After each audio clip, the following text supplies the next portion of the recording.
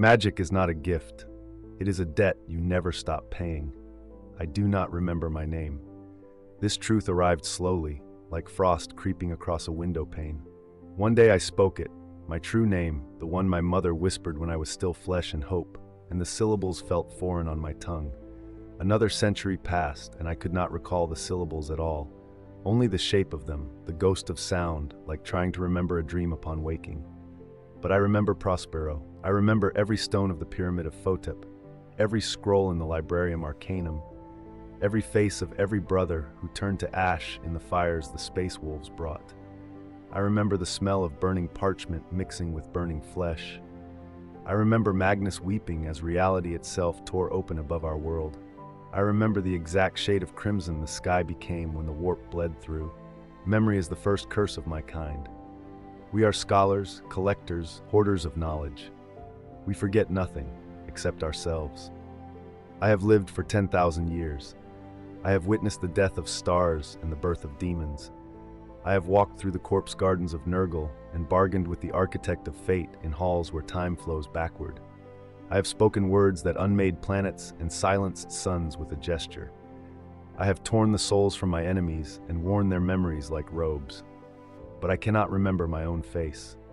Sometimes, in the hours between rituals, when the screaming in my head quiets to a whisper, I try. I close my eyes, or what remains of them, and search for the boy I was. The novitiate who first felt the warp sing in his blood. The young psyker who believed, with all the fervor of youth, that knowledge was salvation. All I find is absence, a mirror reflecting nothing. A portrait painted over so many times the original is lost beneath layers of corruption and borrowed flesh. This is what we are now, the Thousand Sons. We are memory without purpose, immortality without life. And I am the worst of us all. Before the burning, there was light. Prospero was beautiful. I need you to understand this.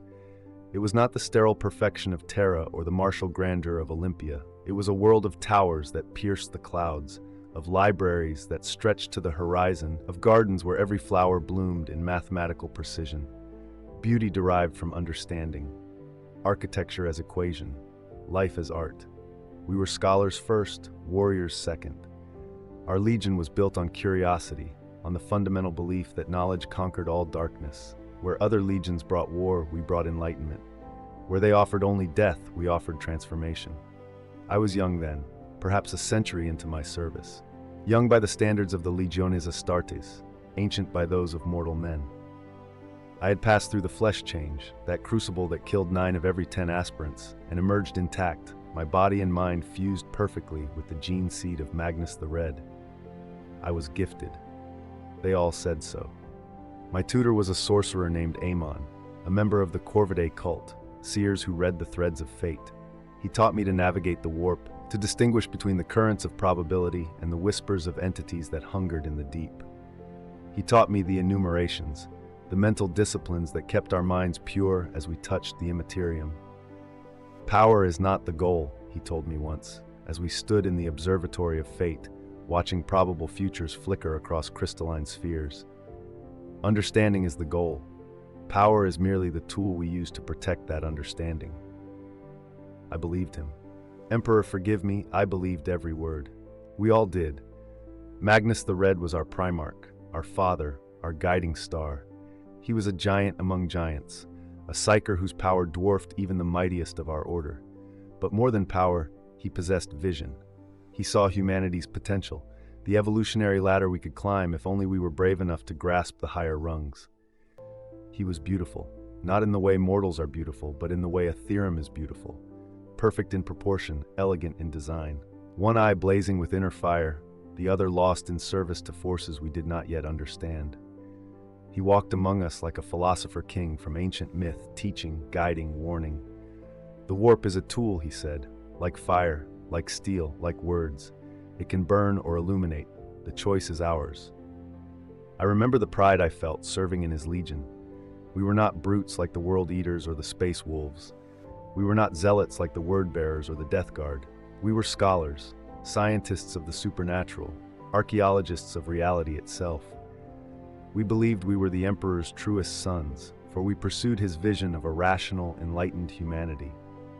We believed that understanding the warp was the key to humanity's survival, that only through knowledge of our own psychic potential could we navigate the terrible darkness between stars. We were wrong. Or perhaps we were right, and that was always our damnation. I specialized in biomancy and telekinesis. I could heal wounds that would kill lesser Astartes, could restructure flesh at the cellular level. I could lift gunships with a thought, could turn enemy ammunition back upon its source with a gesture. My brothers called me gifted. My superiors spoke of me as one who might join the inner circles of our legion, might stand in the councils where the greatest secrets were discussed. I was proud. Pride is the second curse of my kind. We all did. Magnus the Red was our primarch, our father, our guiding star. He was a giant among giants, a psyker whose power dwarfed even the mightiest of our order. But more than power, he possessed vision. He saw humanity's potential, the evolutionary ladder we could climb if only we were brave enough to grasp the higher rungs. He was beautiful. Not in the way mortals are beautiful, but in the way a theorem is beautiful. Perfect in proportion, elegant in design. One eye blazing with inner fire, the other lost in service to forces we did not yet understand. He walked among us like a philosopher king from ancient myth, teaching, guiding, warning. The warp is a tool, he said, like fire, like steel, like words. It can burn or illuminate. The choice is ours. I remember the pride I felt serving in his legion. We were not brutes like the World Eaters or the Space Wolves. We were not zealots like the Word Bearers or the Death Guard. We were scholars, scientists of the supernatural, archaeologists of reality itself. We believed we were the Emperor's truest sons, for we pursued his vision of a rational, enlightened humanity. We believed that understanding the warp was the key to humanity's survival, that only through knowledge of our own psychic potential could we navigate the terrible darkness between stars. We were wrong, or perhaps we were right, and that was always our damnation. I specialized in biomancy and telekinesis. I could heal wounds that would kill lesser Astartes, could restructure flesh at the cellular level. I could lift gunships with a thought, could turn enemy ammunition back upon its source with a gesture. My brothers called me gifted. My superiors spoke of me as one who might join the inner circles of our legion, might stand in the councils where the greatest secrets were discussed. I was proud. Pride is the second curse of my kind. I had a brotherhood, a fellowship of sorcerers who trained together, fought together, studied together. There was Kathir, who could see through walls and read thoughts like scrolling text. There was Menkara, whose precognition was so acute he could dodge bullets before they were fired. There was Sobek, who spoke the true names of minor daemons and bound them to his will like trained hounds. We were invincible, or so we thought. We had conquered death through apotheosis, had conquered ignorance through study, had conquered the material universe through understanding the immaterial. At night, we would gather in the gardens of the Pire cult, where fire bloomed in patterns that mimicked the movements of stars. We would debate philosophy and metaphysics, would test our powers in controlled exhibitions, would share the knowledge we had gleaned from the great ocean. "Do you think," Kathir asked once, "that the Emperor truly understands what we do? That he sees the necessity of our studies?" "He must," I replied. "He created us for this purpose. Magnus is his most psychically gifted son. We are the answer to humanity's psychic awakening." But the Edict of Nicaea was a political compromise. The Emperor understands that prohibition is not solution. He will see, in time, that we were right. We all believed it. We had to. The alternative was unthinkable. Magnus had gone to Nicaea to defend us, to explain that psychers were not the threat, but ignorance of psychic power was the true danger. He had argued before the Emperor and the assembled primarchs that the study of the warp was not heresy, but necessity. He lost. The Council of Nicaea forbade the use of psychic powers except by sanctioned psychers under strict imperial oversight. Our entire philosophy, our entire purpose, was declared illegal by imperial edict. But Magnus defied the edict. Secretly, carefully, we continued our studies. What choice did we have? To abandon the warp was to abandon our nature, to blind ourselves to dangers only we could see. We were more careful, more disciplined, more hidden, but we did not stop. Knowledge is its own justification, Magnus told us. Truth does not require permission to exist. I remember the last ritual I performed before the burning. It was a simple divination, a scrying of possible futures. I wanted to know if my brotherhood would remain together, if centuries hence we would still gather in those gardens and debate the mysteries of existence. The vision I received showed fire, endless, consuming fire, pyramids collapsing, brothers screaming, the sky splitting open like a wound. I dismissed it as metaphor, as symbolic representation of change. I was such a fool. They came at dawn. I was in the library of the unwritten word, researching a treatise on the nature of psychic resonance in crystalline matrices, when the first explosions shook the pyramid's foundation. Books fell from shelves, etheric wards flickered and died. The very air screamed. Through the windows, I saw them, gray ships descending through the clouds like falling mountains. The space wolves, the Emperor's executioners. No, that is a lie, I tell myself. There was warning before that. There had to be. But memory is treacherous, and I have rewritten my own past so many times that truth and fiction blend like watercolors in rain. Perhaps it happened like this. Days before, Magnus had attempted to warn the Emperor of Horus's betrayal. He had used sorcery, forbidden, terrible sorcery, to breach the psychic wards around Terra itself. He had shattered the Emperor's greatest work, the Golden Throne's Webway project, in his desperate attempt to deliver his warning. And the Emperor, instead of hearing the warning, saw only the treachery, saw only his son breaking the most sacred prohibition. The Space Wolves were sent to bring Magnus to Terra for judgment. But Limon Russ, the Wolf King, had never liked us. We were too learned, too removed from the natural way of war his legion embodied. We were sorcerers, witches, untrustworthy by our very nature. So when Horus, already fallen, already corrupted, whispered to Russ that Magnus had turned traitor, that Prospero must be destroyed utterly, Russ believed him. Or perhaps the truth is simpler, darker. Perhaps Russ knew we were loyal and killed us anyway, because that is what executioners do. The burning of Prospero was not a battle. It was an extermination. I remember running through corridors filled with smoke and screaming. I remember rubriques, those who had succumbed to the flesh change and been transformed into living suits of armor, animated only by their brother's sorcery, standing in defensive formations, firing their inferno bolters at the gray-armored tide that crashed against our walls. I remember space wolves tearing through our defensive lines, their frost weapons shattering our armor, their savage fury overwhelming our disciplined resistance. They fought like beasts, howling and savage, and they were winning. I remember Custodes, the Emperor's own guardians, fighting alongside the wolves.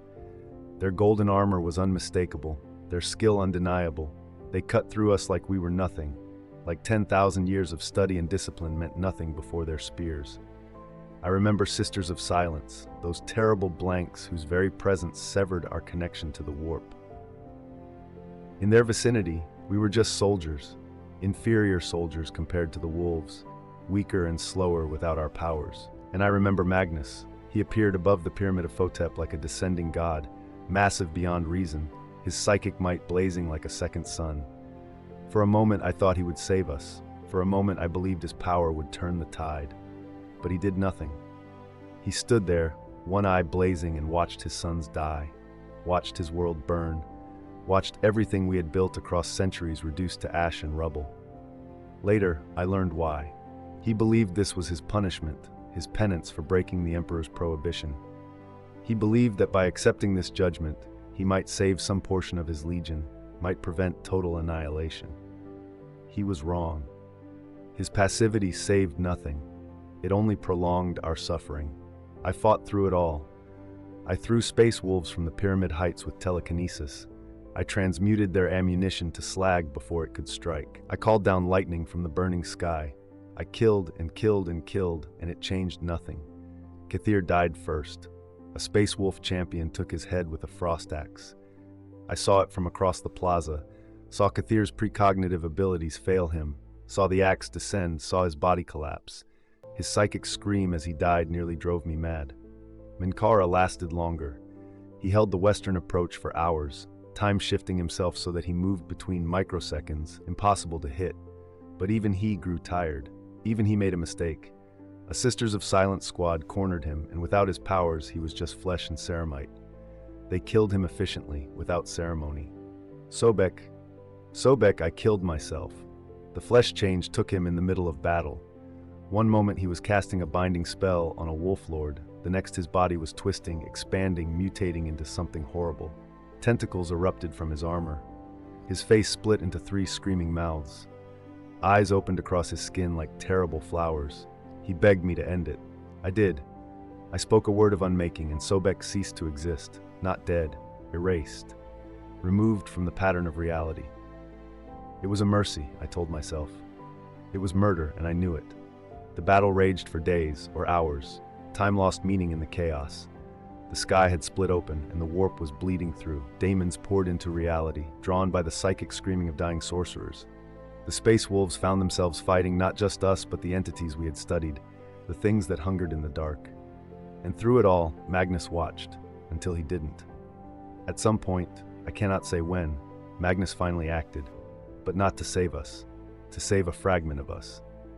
He cast a spell of such magnitude that reality itself bent around him. He reached into the warp and pulled, and the planet of sorcerers appeared, a daemon world, a refuge in the Eye of Terror itself.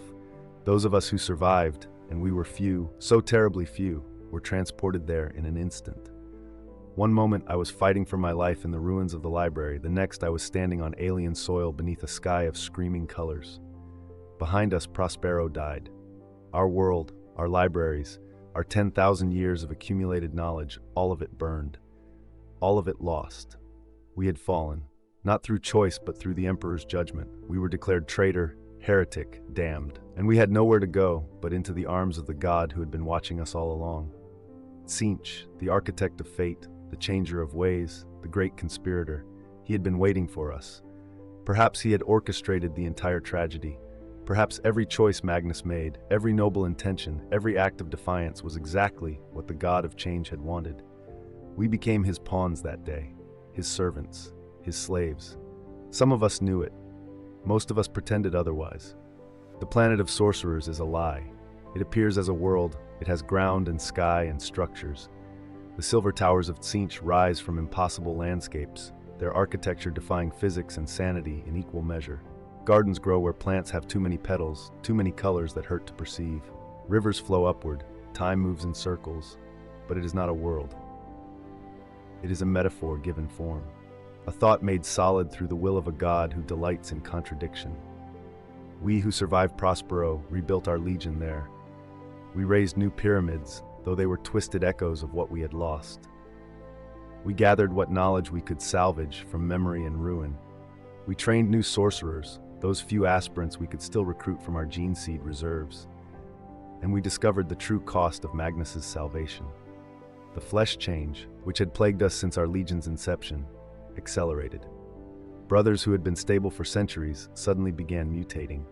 I watched as warriors I had fought beside transformed into shrieking spawn, their bodies collapsing into protoplasmic horrors that had to be destroyed before they threatened us all. Magnus, in desperation, turned to his most accomplished sorcerer, Ahriman. Ahriman had lost his brother to the flesh change during the burning. That loss drove him, consumed him. He became obsessed with finding a cure, with stabilizing our gene seed, with preventing further transformations. He found a solution. The rubric of Ahriman was intended as salvation, a grand ritual that would stabilize our mutations, would lock our bodies in their current forms, would save us from further change. It worked, and it damned us all. The ritual swept through our legion like a wave. Those of us with psychic power, the sorcerers, the scholars, the gifted, survived with our consciousness intact. We felt the ritual wash over us, felt our flesh harden, felt our mutations cease. But those without sufficient psychic power, they turned to dust. Not dead, worse than dead. Their bodies disintegrated inside their armor, reduced to ash and echoes. But their souls remained, bound to the suits of ceramite that contained them. They became rubrieth, empty armor animated by ghostly presence, capable of following commands but devoid of true will. Thousands upon thousands of my brothers, warriors who had survived Prospero's burning, who had endured the horrors of the Eye of Terror, reduced to ambulatory corpses. And we who survived with minds intact became their shepherds, their commanders, their jailers. Magnus exiled Ahriman for this, cast him out of the legion, named him traitor and fool. Ahriman had saved us and destroyed us in the same gesture, a perfect encapsulation of Tzeentch's eternal joke. But I remained. I was not powerful enough to have participated in the rubric, not important enough to share its blame. I was simply a sorcerer, one of hundreds, trying to survive in a hell of our own making. V. The Centuries of Damnation. 10,000 years. Do you understand what that means? Can mortal minds even comprehend such a span? I have fought in 1,000 campaigns. I have razed worlds and toppled empires. I have walked through the ruins of human civilizations that rose and fell between my battles. I have watched the Imperium spread like cancer across the galaxy, have seen it stagnate and rot from within, have witnessed its slow, inexorable decline. And through it all, I have remained, unchanging, undying, cursed. The first century after the rubric was adjustment. Learning to command rubricae who had once been brothers, friends, rivals. Learning to hear their whispers. Yes, they whisper, those hollow suits of armor, whispers that only we can hear, pleas and curses and fragments of memory that never cease. Learning to navigate the politics of our scattered legion. Magnus had withdrawn into isolation, communicating with us only through intermediaries. The cults that had once been scholarly orders became power bases. The Corvidae seers, the Pyri pyromancers, the Pavoni biomancers, the Raptora telekinetics, the Athenians telepaths, all vying for influence, for resources, for Magnus's favor. I aligned with the Athenians. My talents in biomancy and telepathy made me valuable to them, and they offered protection in return. In the Eye of Terror, you need a warband to survive. Lone sorcerers' last days before something devours them. My new master was a sorcerer lord named Amunatn, who claimed to have studied under Ahriman himself before the exile. He commanded 300 rubricae and 24 sorcerers, a significant force by the standards of our scattered legion. We are no longer the Emperor's sons, Amunatn told us in our first gathering. We are the changers chosen. We will adapt or we will perish. Choose. I chose adaptation. I chose survival. I began to learn magics I had never studied on Prospero. The biomancy I had practiced there was healing, reconstruction, enhancement of natural systems. Now I learned transformation, mutation, the reshaping of flesh according to will rather than biology. I learned to call upon daemons, not the minor entities Sobek had bound, but greater powers. Pink horrors and blue horrors and flamers of Tzeentch, creatures of living change and burning magic. I learned their languages, their hierarchies, their true names. I learned that every spell cast in the warp is a bargain. The powers we call upon are not tools but entities, conscious and cunning.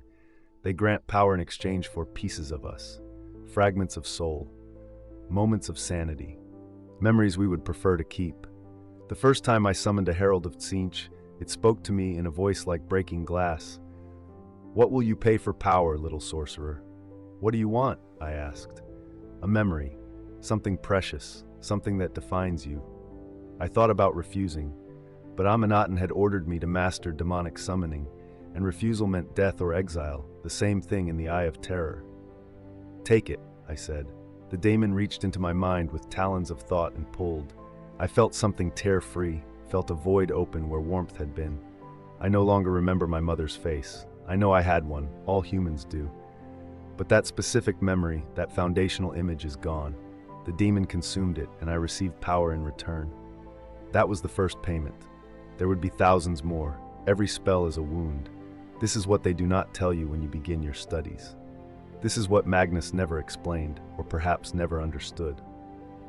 When you touch the warp, when you channel its energies through your mortal form, you are inviting corruption inside yourself. It is not always immediate. It is not always obvious, but it is inevitable. I performed my first great ritual in the 3rd century after Prospero's fall. Amunatn had discovered a relic world in the Segmentum Obscurus, a planet where an ancient human civilization had worshipped false gods and left behind artifacts of terrible power. One such artifact was the Crown of Eyes, a circlet of precious metals adorned with crystallized eyeballs harvested from 1,000 psychers. Wearing it was said to grant visions of all possible futures, to see as Tzeentch sees. Amunatn wanted it. He sent me and 6 other sorcerers to retrieve it. The planet was dead, but not empty. The Space Marines of the Genesis chapter had established a garrison there, guarding the artifacts against exactly our kind of intrusion. 2 companies, plus mortal auxiliaries. We had 200 rubricae and 7 sorcerers. It should have been impossible. It would have been, without sorcery. I proposed the ritual, a mass possession. We would summon a host of lesser demons and bind them temporarily into the rubricae, granting the empty armor true malevolence and initiative. For a few hours, our hollow brothers would become genuinely dangerous. The cost would be significant. The ritual required blood, our blood, and portions of our souls as binding agents. Each of us would be diminished by the casting. Amunatan approved. He always approved, as long as success was probable. We performed the ritual in the ruins of an ancient temple, its walls carved with pre-imperial warnings against hubris and forbidden knowledge. How ironic that we chose such a place for such a purpose. The summoning took hours. We chanted in languages that hurt to speak, languages that caused bleeding from our mouths and eyes.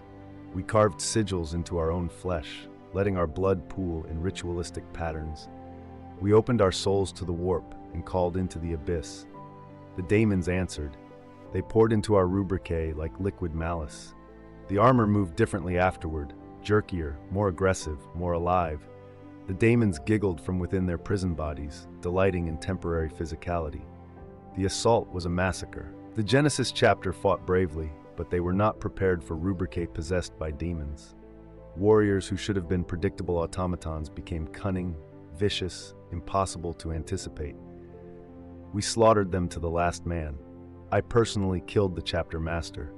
I transmuted his primary heart to ice while telepathically showing him visions of his chapter's extinction.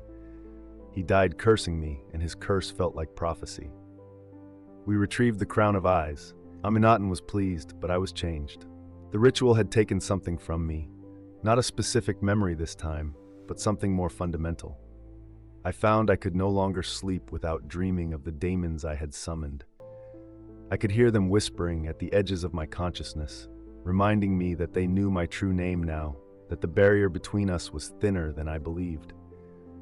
My left hand began to change. The flesh became translucent, and beneath it I could see not bone and blood but swirling colors, as if my body was slowly being replaced by warp stuff. I hid it beneath my gauntlet and told no one. Over centuries I built my own warband. This is the way of the Chaos Space Marines. You serve a master until you are strong enough to become a master yourself. Amunatan eventually fell in a ritual that went catastrophically wrong, his body torn apart by the very demons he attempted to bind. I took his surviving rubricae, his artifacts, his ship. I became Sorcerer Lord. I told myself I would be different. I would be wiser, more careful. I would not repeat Amunatan's mistakes. I was lying to myself, but I did not know it yet. My inner circle consisted of 7 sorcerers. They were as close to family as beings like us could manage, brothers not by blood, but by shared damnation. There was Ithkar, a master of the Piri cult, who could burn entire armies with a gesture. His flesh was scarred by his own flames, constantly burning and regenerating in an endless cycle of agony. He never complained. There was Sekhet, a Corvidae seer whose precognition was so precise she could predict the trajectory of every bullet on a battlefield. She had paid for this gift by losing the ability to perceive the present. She saw only futures, lived always a few seconds ahead of reality. There was Nefertem, a Pavoni biomancer who had extended his life through countless flesh, graftings, and transformations. He was more surgical experiment than man, his body a patchwork of stolen organs and alchemically enhanced tissues. He was brilliant and utterly mad. There was Kahotep, an Athenian telepath who could rewrite memories with a touch. He had forgotten his own past so thoroughly that he had to write reminders on his armor just to remember who he was fighting. Sometimes he forgot we were on the same side. There was Amunet, a rarity, a female sorcerer, recruited not from gene seed but through dark pacts after her world fell to chaos. She specialized in binding daemons to physical forms, creating daemonic engines and possessed weapons. She was the cruelest of us, and perhaps the most honest. There was Khonsu, who studied the nature of time itself, who could slow or accelerate his personal timeline.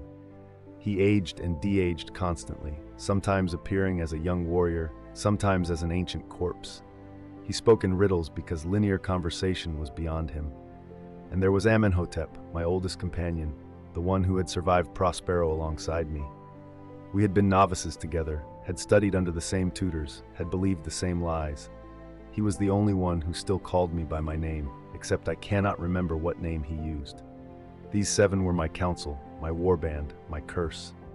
Together, we commanded 800 rubrics and a few dozen mortal cultists who served us in exchange for promises of power and immortality. Promises we kept just often enough to maintain their loyalty. We raided Imperial worlds for artifacts and gene seed.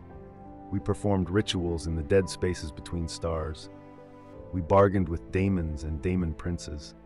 We fought our way through the political nightmares of the Eye of Terror, where every warband is both potential ally and certain enemy. And slowly, inevitably, we lost ourselves. Khonsu's time manipulation eventually accelerated beyond his control.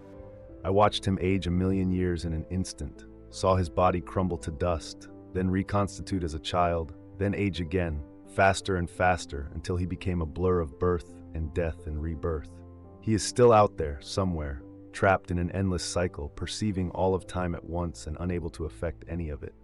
Amenhotep lasted the longest. He was with me for 9,000 years. Through every battle, every ritual, every betrayal and triumph, he was the last thread connecting me to who I had been, to the ideals we once held. We were raiding a cardinal world in the Segmentum Pacificus, seeking a relic blade that had once belonged to a fallen saint. The Imperium defended it with Sisters of Battle, the Adeptus Sororitas, those zealots who burn heretics with righteous fire. Amenhotep was struck down by their leader, a canoness whose faith was so absolute it generated its own field of nullification. His powers failed. His armor cracked. She burned him alive with her inferno pistol, and his screams were entirely mortal, entirely human. I killed her. I killed her entire order. I broke their faith with visions of the Emperor's failures, showed them memories of the Great Crusade's hypocrisy, filled their minds with doubt until their holy fire flickered and died. Then I burned them anyway. But Amenhotep was gone. I was alone. I have been alone ever since. Every spell costs something. This is the fundamental law of sorcery in the service of chaos. The warp grants power, yes, but it takes payment. Always. Forever. Sometimes the cost is immediate. You cast a spell and feel your soul tear, feel something vital hunted. I cannot remember rest. I cannot remember safety. I dream of Prospero Bernie, powerful, immortal, terrible, but somehow also be innocent. And that is impossible. So I remain here, in this state of eternal confession, speaking truths to no one, admitting crimes to the void, seeking judgment from a universe that does not care. There is no conclusion to this story. I continue. I raid. I cast spells. I command my dust brothers through their meaningless campaigns. I bargain with daemons. I murder in service to a god I do not worship so much as reluctantly acknowledge. The galaxy turns. The Imperium slowly collapses under its own weight. New threats emerge. Old enemies return. And I remain unchanging, watching it all with the detached interest of someone who is no longer truly invested in any outcome. Sometimes I encounter others of my legion. We fight together occasionally, against common enemies. We exchange information about relics and rituals. We speak carefully around the central truth of what we have become, maintaining the fiction that we are still warriors with purpose rather than empty armor repeating patterns. Sometimes I see Magnus, from a distance, always. He has become something else entirely, a daemon prince, ascending to a status I never sought. He is beautiful and terrible, power incarnate, and utterly lost. He speaks in grand declarations about the Imperium's fall and the triumph of change, but I hear the hollowness beneath the words. He is as empty as I am, just better at hiding it. Sometimes in the dead spaces between campaigns, I return to the planet of sorcerers. I walk through the twisted streets of Tisca, the city we rebuilt in mockery of what we lost. I stand before pyramids that are parodies of our former glory, and I try to remember what it felt like to be proud. I cannot. Pride requires identity, and I have none. I am a process pretending to be a person. I am dust pretending to be a warrior. I am a curse pretending to be a conscience. Ithkar fell first. A ritual intended to summon a Lord of Change went wrong, or perhaps went exactly as Tzeentch intended. The daemon erupted from the ritual circle and consumed Ithkar entirely, wearing his body like a suit. The thing that looked like Ithkar smiled at us with too many teeth and said, He volunteered. We destroyed it. We had to. But Ithkar was already gone, his soul digested by something that could not be killed, only temporarily banished. Seket's precognition eventually broke her. She saw her own death coming, saw every possible version of it, every timeline where she perished, and realized that in every future, she died screaming. The knowledge drove her mad. She walked into enemy fire during a raid on a forge world, seeking the death she knew was inevitable, hoping to control at least the when of it. Nefertum's transformations became obsessive. He began grafting daemon parts to his body, tentacles, extra mouths, eyes in places eyes should not be. He claimed he was transcending flesh, becoming something greater. One day he completed his final transformation, and what emerged was no longer Nefertum, but a chaos spawn, a mindless beast that had to be put down like a rabid animal. Kahotep forgot us entirely. His memory rewrites became so frequent that he lost all continuity of self. He would attack us, thinking we were enemies, then moments later fight alongside us, thinking we were old friends. Eventually he forgot even how to breathe and suffocated inside his armor. Amunet tried to bind a greater daemon. She succeeded. It spoke through her for 3 days, using her voice to mock us, telling us secrets about ourselves we wished we did not know. On the 3rd day, her body exploded, and from the viscera emerged a newborn daemon that called itself by her name. Rip away. Sometimes the cost is delayed, accumulating like debt until suddenly it comes due all at once. I have paid in flesh. My body is no longer entirely corporeal. Beneath my armor, I am a shifting mass of half-real matter, flesh that flows and changes according to no biological principle. I have extra joints in places joints should not exist. I have organs whose function I do not understand. I have bones that are not bones but crystallized warp energy. I have paid in memory. I mentioned losing my mother's face, but that was only the beginning. I have lost entire decades.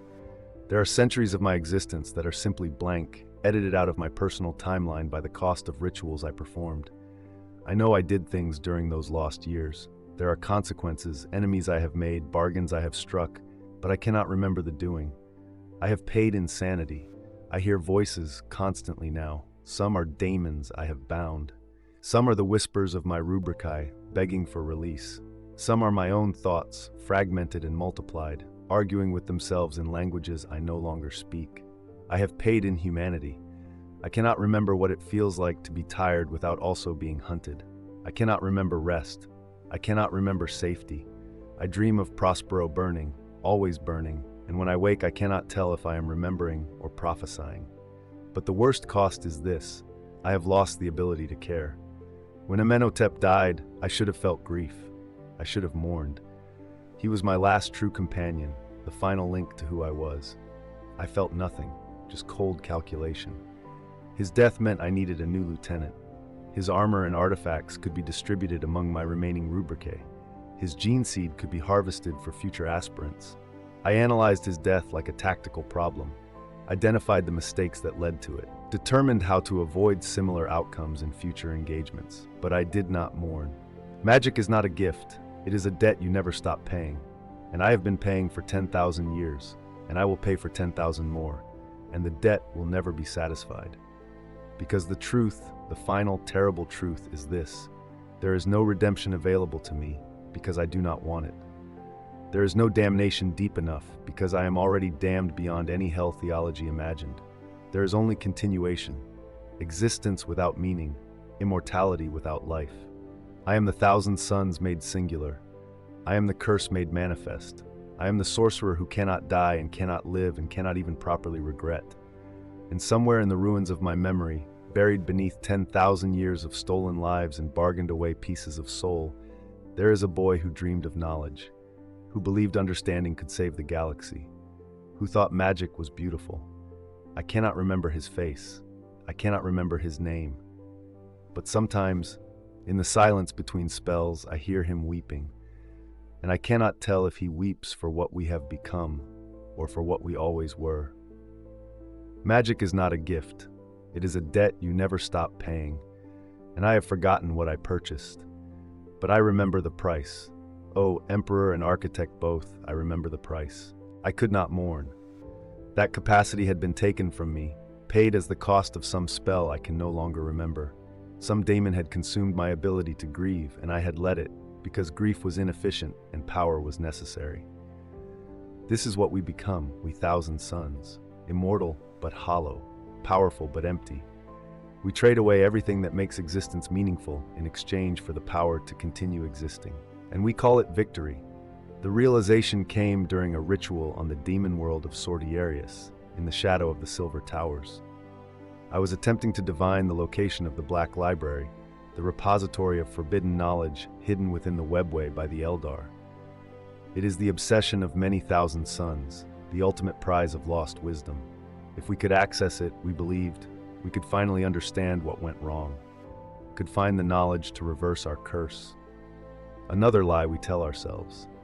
The ritual required mirrors, 13 mirrors of psychically resonant crystal, arranged in a geometric pattern that would reflect not physical light, but the light of possible futures. I would stand at the center and look into them, and they would show me the paths leading to the Black Library. I prepared for weeks. I sacrificed cultists to create the proper resonance. I bound 6 flamers of Tzeentch to power the mirrors. I spoke the preparatory incantations until my throat bled. When the moment came, I stood at the center of the mirror array and opened my inner eye. The mirrors activated. They showed me futures, thousands of them, millions, branching and recombining like rivers flowing backward and forward simultaneously. I saw myself conquering worlds. I saw myself dying 1,000 different deaths. I saw realities where the Imperium had fallen and realities where it endured. I saw the Black Library in a dozen locations and none at all. But in one mirror, I saw something else. I saw my own face, except I did not recognize it. The face in the mirror was mine. I knew this intellectually because it was a reflection, but it was a stranger's face. The features meant nothing to me. The eyes held no familiarity.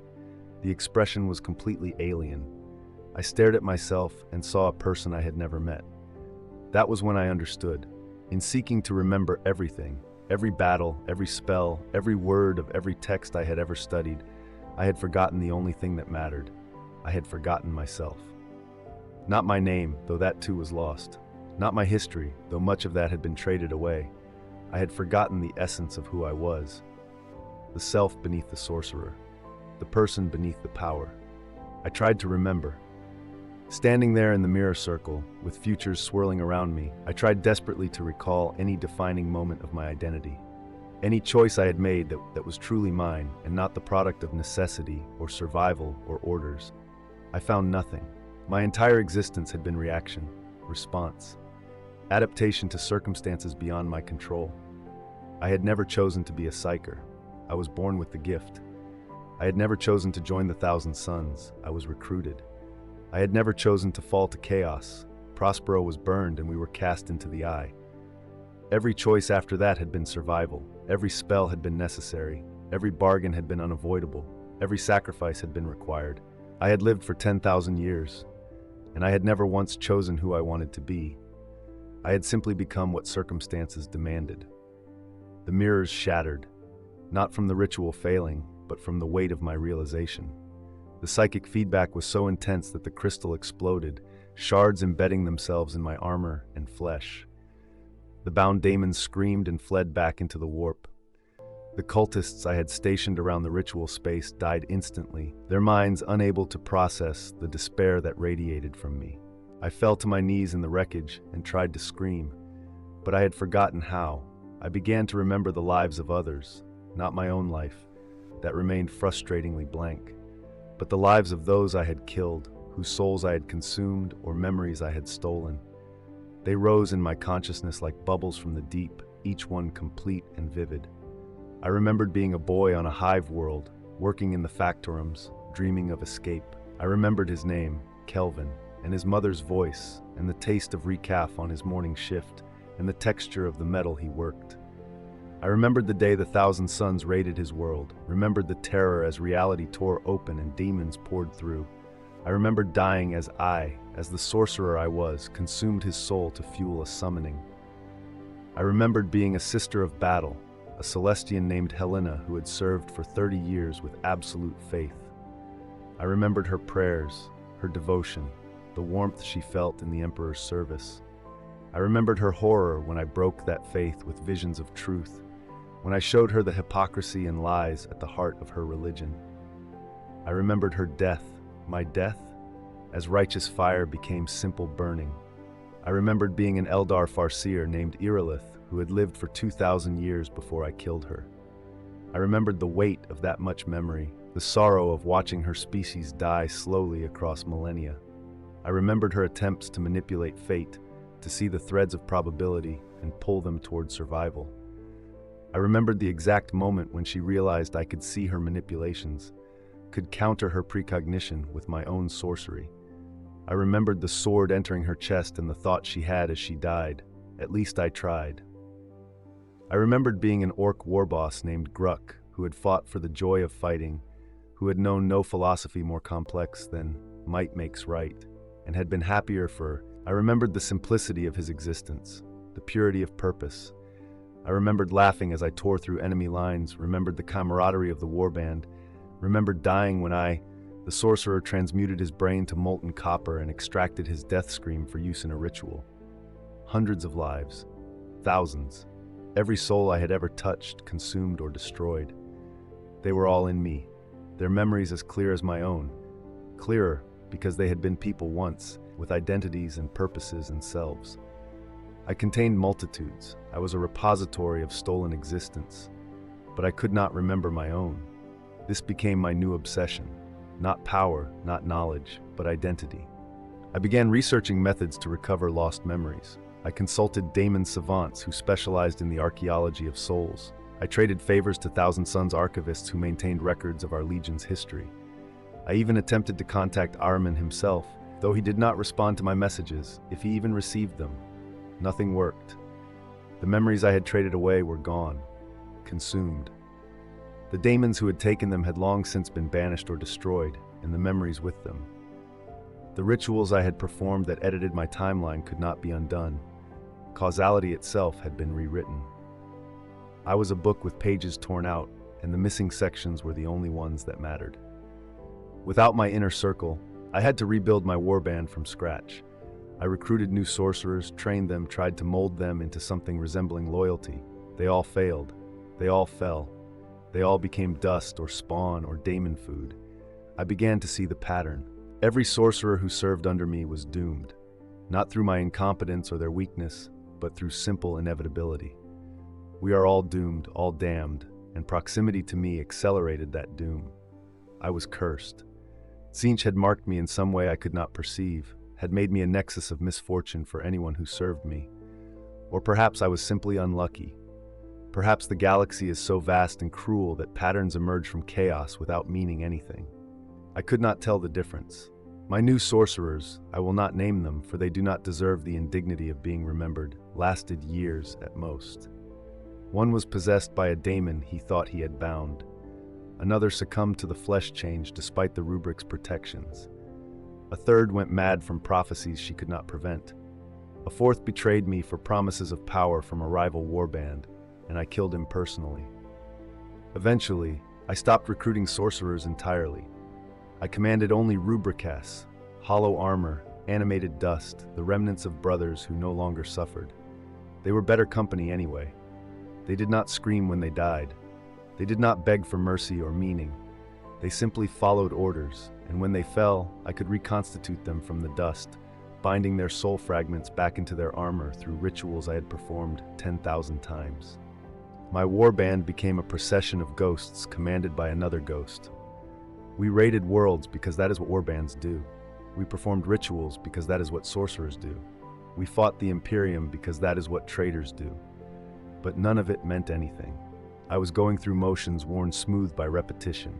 I was a script performing itself, an algorithm of violence and sorcery, optimized for survival but devoid of purpose. I began to wonder if I was even still conscious, or if I had become like my rubrics, animated armor puppeted by my own soul, pretending at awareness while actually empty. How would I know the difference? In my 9,847th year since Prospero burned, I encountered a Grey Knight. Grey Knights are the Imperium's ultimate weapon against daemons. Space Marines who are simultaneously powerful psychers, trained specifically to fight the denizens of the warp. They are incorruptible, or so the Imperium claims.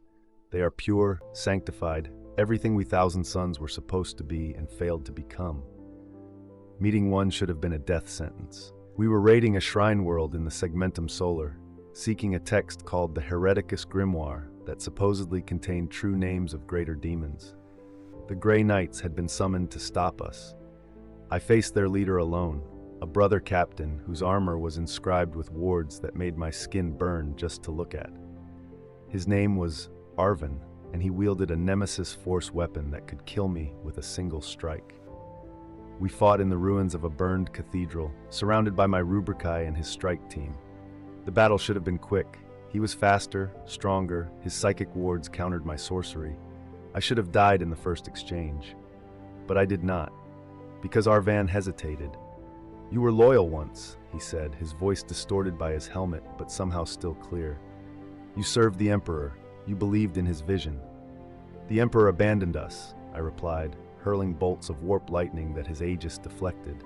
"He sent the wolves to kill us for trying to save him." Magnus broke the greatest prohibition. He shattered the Webway project. He doomed humanity's future. To deliver a warning to save the Imperium from Horus's treachery, and in doing so committed greater treachery. We circled each other, power crackling between us. My Rubricaes and his Grey Knights fought around us, bolter fire and psychic detonations turning the cathedral into hell. "Do you even remember why you fight?" Arvin asked. "Or is it simply habit now?" The question struck deeper than any blade. I tried to answer and found I could not. "You are damned," Arvin continued. "But damnation is not the same as irredeemability. Even now, even after everything, you could turn back. You could seek the Emperor's forgiveness." I laughed. The sound was bitter, broken. "The Emperor does not forgive. He only judges. Then seek judgment, face it willingly, accept whatever punishment he decrees. It would be better than this existence without purpose, this immortality without meaning." "You think I have not considered it?" I snarled. "You think I have not dreamed of redemption? But I am too far gone. I have bargained with demons. I have consumed souls. I have spoken words that unmade reality itself. There is no path back from what I have become. There is always a path. It simply requires the courage to walk it. I have no courage left, only habit, only survival." Arvan lowered his blade slightly. "Then you are already dead. You just have not stopped moving yet." The words were true. I knew they were true, and I hated him for speaking them. I unleashed everything I had. Every spell, every technique, every fragment of power I had accumulated across 10,000 years. I transmuted the air around him to acid. I called down meteors from orbit. I opened a tear in reality and attempted to drag him into the warp. He countered it all. His faith was a fortress, his will unbreakable, but he did not press the attack. He simply defended, waiting for me to exhaust myself. Finally, when I had nothing left, when my power was spent and my body was collapsing from overexertion, he spoke again. "I will not kill you today, not because you deserve mercy, but because living as you are is punishment enough. When you are ready to truly die, when you are ready to face judgment, seek out the Grey Knights. We will grant you that final battle." Then he left.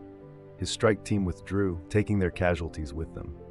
They abandoned the grimoire, abandoned the mission, simply to deny me the satisfaction of either victory or death. I stood in the ruins and realized I was weeping. Except I no longer had tear ducts. The moisture running down my face was some other fluid, some warp-tainted substance that burned where it touched. I was crying without tears, broken without being destroyed. There is a secret at the heart of the Thousand Sons, a truth that every sorcerer learns eventually but never speaks aloud. We are not victims. We tell ourselves we are. We construct elaborate narratives of betrayal and injustice. We blame the Emperor, blame Russ, blame fate itself for what befell us. But we chose this, not Prospero's burning that was done to us, not the flesh change that was inflicted upon us through our gene seed, but everything after, every deal with daemons, every dark ritual, every step deeper into damnation. We chose it all. Magnus chose to continue studying the warp after Nicaea. He chose to use forbidden sorcery to contact the Emperor. He chose to accept Tzeentch's bargain to save us from Prospero.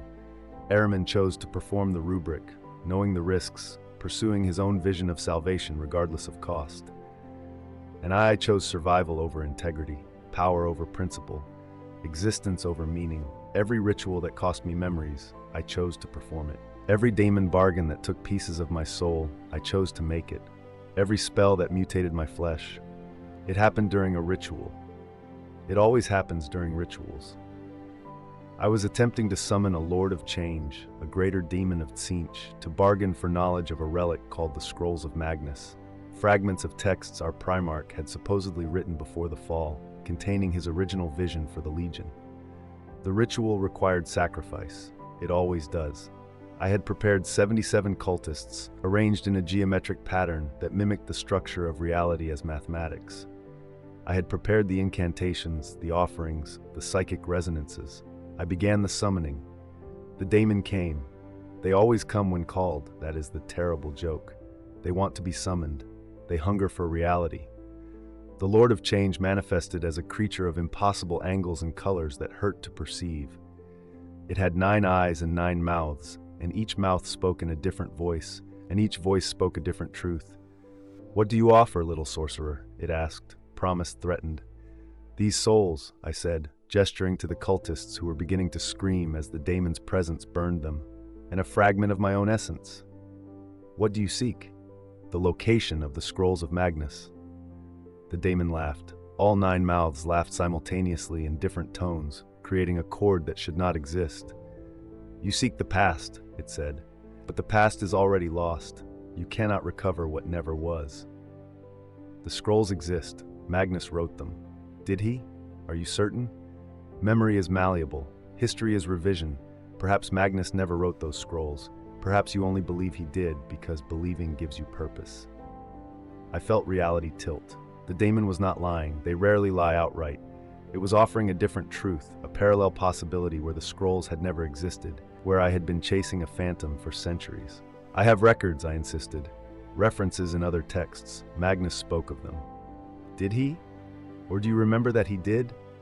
How much of your memory is truly yours, and how much has been edited by rituals and demon bargains and the simple corruption of time?" The 77 cultists had stopped screaming. They were melting, their bodies breaking down into component atoms, their souls being consumed by the daemon's presence. "I offer you a better bargain," the Lord of Change said. "Give me not a fragment of your essence, but all of it. Surrender yourself completely, and in exchange, I will tell you the truth you actually seek." "What truth?" "Whether you still exist." The words hung in the air like a noose. "I exist," I said. "I am speaking to you. I am performing this ritual. I am..." "Are you, or are you a memory pretending to be a person? Are you truly conscious, or simply a very complex pattern repeating itself? When did you last make a genuine choice, little sorcerer? When did you last do something that was not reaction or habit or necessity?" I tried to answer and could not. "You are a ghost haunting your own corpse," the demon continued. "You are an echo in empty armor. You are dust that believes itself to be a man." "That is not true." "Prove it. Make a choice right now. Any choice. Something unprecedented, something that does not serve survival or power or knowledge. Something that is simply yours." I stood there, surrounded by melting cultists and warp fire, in the presence of a demon that knew truths I could not bear to admit. I tried to think of something. Any action that would prove the daemon wrong. I could not. Every possible action I could imagine was tactical, strategic, purposeful. Even refusing the daemon's bargain was not a choice, but a calculation, preserving my essence because it was valuable, because I might need it later. I had no spontaneity left, no genuine will. Just programming worn smooth by 10,000 years of repetition. "You see now," the daemon said, almost gently. "You have already paid the ultimate price. You have already given everything away. You simply did not notice when the last piece was taken." The ritual collapsed. The demon vanished, taking the cultist souls with it. I was left standing in an empty chamber, surrounded by ash and the smell of burned ozone. I fell to my knees. Not from exhaustion, not from injury, but from the weight of understanding. I was not haunted. I was the haunting. I was the curse I carried. I was the emptiness at the center of my own existence. I do not know how much time has passed since that revelation. Time moves strangely in the eye of terror, and stranger still in the mind of something that is no longer entirely sure it is real. I command my rubric still. We raid, we fight, we perform rituals, but I do it mechanically now, without even the pretense of purpose. Sometimes I stand before my warband and speak to them, telling them about Prospero, about what we were before the fall. I speak in detail about the libraries, the scholarship, the ideals we held. They do not respond. They are dust. But I speak anyway, because speaking helps me pretend I still remember. Sometimes I wonder if they are more fortunate than I am. They are dust without consciousness, action without awareness. They do not suffer their existence. They simply are. While I am trapped in the terrible space between being and nothingness, aware enough to understand what I have lost but not capable of feeling the loss. I have counted the costs, my name, my face, my mother's voice, my brother's faces, my capacity for grief, my ability to feel joy, my sense of taste, my dreams. I dream only of Prospero burning, always the same dream unchanging. My fear, I no longer fear death because I am not alive enough to lose anything. My hope, I cannot remember what I hoped for, only that I once did. My love, I loved my legion once, loved my brothers, but that capacity was traded away ritual by ritual until only echo remained. And yet I cannot fully embrace damnation either. I cannot surrender completely to chaos, cannot accept my transformation into something purely monstrous. Some stubborn fragment of who I was, some echo of the scholar who believed knowledge was sacred, who loved his brothers, who served with pride, still resists. I am trapped in between, neither saved nor damned, neither alive nor dead, neither human nor daemon. I am the space between definitions. I am the question that cannot be answered. Sometimes I think this is Tzeentch's ultimate joke. The god of change has made me unchangeable, locked in this state of perpetual in-between, unable to move forward or backward, simply existing in eternal stasis while everything around me shifts and transforms. I am the only constant in a universe of change, and it is unbearable, so I confess, not to seek forgiveness, there is none available. Not to claim innocence, I am guilty of everything imagined and worse. Not even to be understood, I do not understand myself.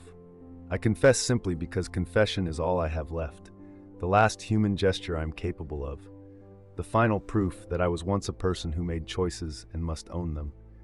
I confess that I knew. At each step, at each decision, at each ritual and bargain and spell, I knew what I was doing.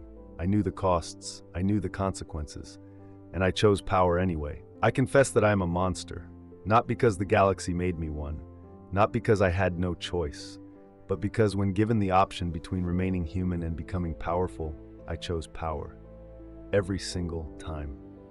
I confess that I do not regret surviving, even knowing everything, even understanding what I have become.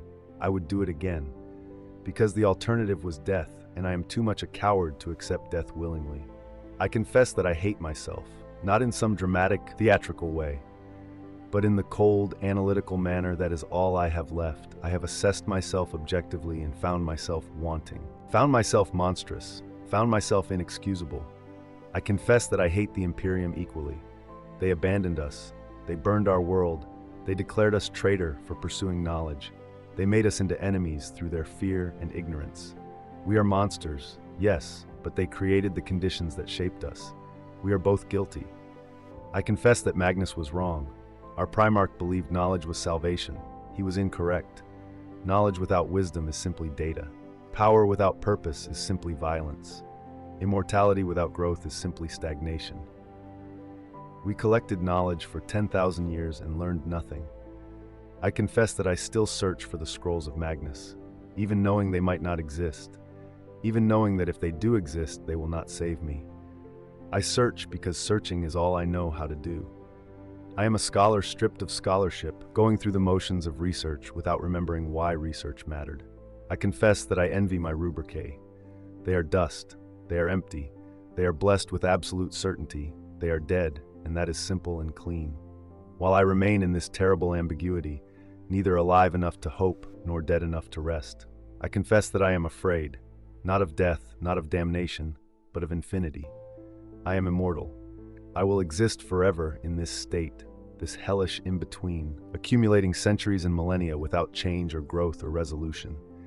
Eternity is not a gift, it is the ultimate curse. And I confess finally, the truth I have been avoiding throughout this entire confession. I do not want redemption. Not truly. Not if it requires sacrifice. Not if it means giving up power. Not if it means accepting mortality again. I am too selfish, too cowardly, too corrupted. I want absolution without penance. I want forgiveness without change. I want to remain as I, and most terribly, myself. The core identity that makes someone a person rather than a process. I am a collection of functions, a database of stolen memories, a library of other people's lives. But I am not a person anymore. Perhaps I never was. Perhaps from the moment I first touched the warp, from the instant I felt its power flow through me, I was already lost. Perhaps consciousness is itself an illusion created by the interaction of warp energy and flesh, and when you traffic too deeply in sorcery, the illusion simply dissolves, revealing the emptiness beneath. Or perhaps I'm simply trying to rationalize my own monstrousness, trying to make my damnation into philosophy rather than simply accepting that I made terrible choices and became a terrible thing. I do not know which interpretation is true. I am not sure truth is even a meaningful concept anymore. Redemption or damnation. The Grey Knight asked me to choose. The daemon implied I had already chosen. My entire existence is suspended between these two poles, unable to commit to either. If I sought redemption, what would it look like? Would I turn myself over to the Imperium for judgment, allow them to execute me for my crimes? But execution would be mercy, not justice.